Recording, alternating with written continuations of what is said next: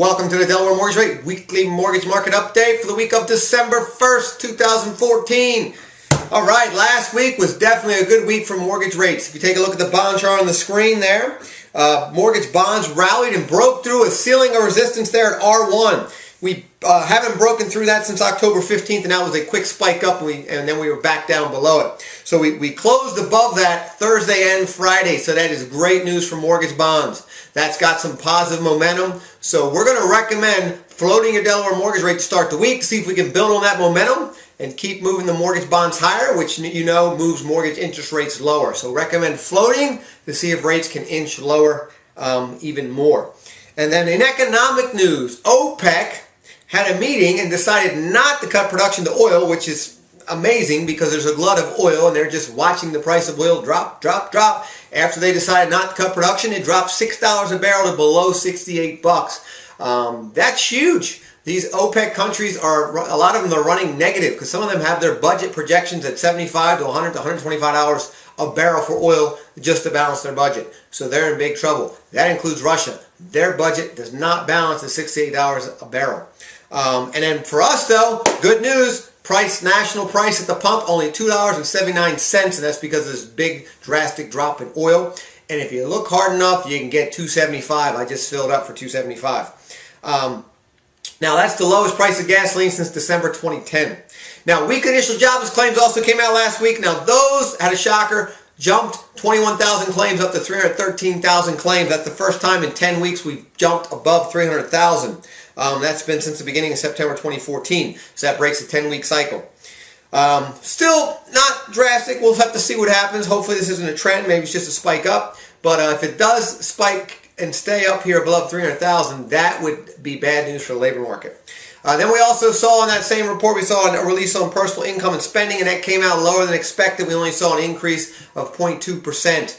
We were looking for 0.4 and 0.3 respectively.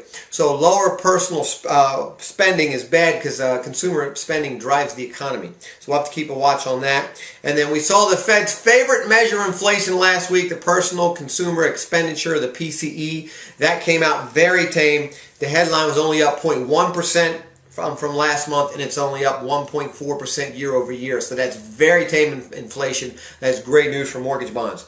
And then we had our first reading, the preliminary reading of the third quarter of the GDP, the gross domestic product. That surprised. It came out better than expected at 3.9%. We're only expecting 3.3. Now that brings the yearly average up to 2%, which is only okay, and that's because at the beginning of the year we were negative. So we need that to keep going to get the economy to keep going. Now, in housing, we saw the new home sales for October 2014 were up 0.7% to 458,000 on an annualized basis. So that was good there for new home construction. That has been continuing to improve. And then the median home price for a new home sale jumped to $305,000, which was a big jump from the previous price of $259,000.